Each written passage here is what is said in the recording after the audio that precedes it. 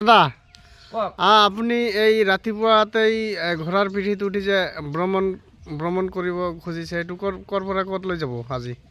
এতিয়া মই নিজৰ গ্ৰাম চাৰি কিনে আৰু 20টা গ্ৰাম পাৰ হৈ কিনে যাব লাগিব, মানে পুৰা অঞ্চলটো ঘূৰিব লাগিব। মোৰ আজি ফকীৰ হৈছো, চবেই গ্ৰামতে গাঁৱতে ঘূৰিব লাগিব। এটা গাঁৱত গ'লে মানুহ ভাবিব কি ফকীৰ এইটো গাঁৱতে কামায় আৰু বেলেগ গাঁৱত নাযায়।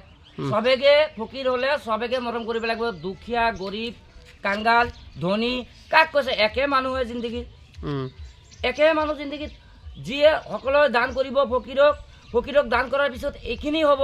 মানুহৰ এটা ধৰ্ম চেঞ্জ হৈ যাব, ধৰ্মটো চেঞ্জ হৈ যাব, ডাঙৰ হৈ যাব, দিলটো ডাঙৰ হ'ব। মানে তাৰ মানে আল্লাহ তাক ভাল পাব, তাৰ মনৰ ভিতৰত এটা ফূৰ্তি আহিব, এটা বেমাৰ গুচি যাব। যোন মানুহটো দান নকৰে সি মানুহটোৰ মনটো একদম কালাকাৰ আছে। সেইটো ভাৰত বিশ্বতে মই কৈছোঁ। ফকীৰক যোনে দান নকৰে, ফকীৰক যোনে ভাল নাপায়, ফকীৰক মৰম নকৰে, ফকীৰক খানা নখুৱায়, ফকীৰক চাউল নিদিয়ে, সেই মানুহজন কি হ'ল? জেলৰ ভাগি হ'ল, কোৰ্টৰ ভাগি হ'ল, পুলিচৰ মালিক হ'ল, পুলিচৰ হেফাজত হ'ল। কোনো আল্লাহ নিচিনিব। ফকীৰে দোৱা কৰিলে তাৰ সব কাহিনী অন্ধকাৰ গুচি যাব। আপোনালোকে বুজি পাব কথাটো। আপোনালোকে যদি মাসকল ভাইসকল ভণ্টিসকল দাদাসকল বাবাসকল যদি আপোনালোকৰ মোৰ কথাটো লাইভ কৰে তেনেহ'লে ফকীৰক আপোনালোকৰ দান কৰিব। ফকীৰ হ'ল আল্লাহৰ চৰবতী আহিছে, এইটো কোনো পঠাব পৰা নাই।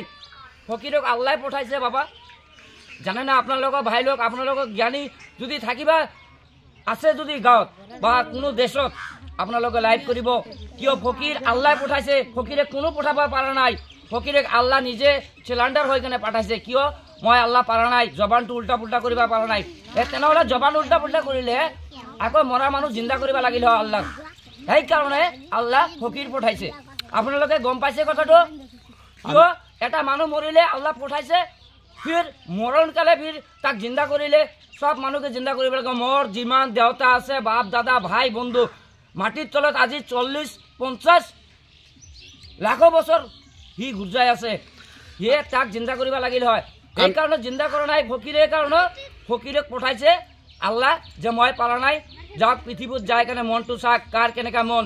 এটা গাছত ফল চালে এটা ফকীৰ যদি খুজি বা কাৰোবাৰ লগত যদি খুজিবাৰ চায়, যদি নেদে ফকীৰৰ মন পঠাই থাকে। কিয় নেদিলে?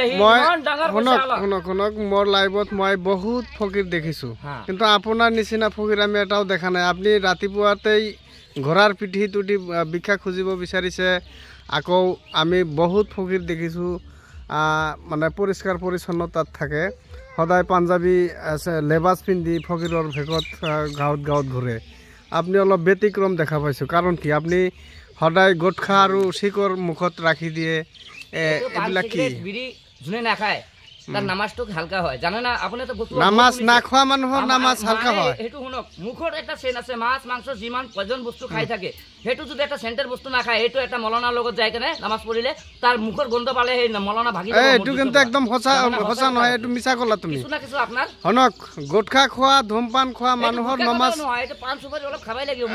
অলপ হ'লেও খাব লাগিব, এইটো ঠিক। কিন্তু আপুনি সদায় খাই থাকে, আমি দেখি আছো আপুনি গোটখা খাই আছে, চিকৰ খাই আছে।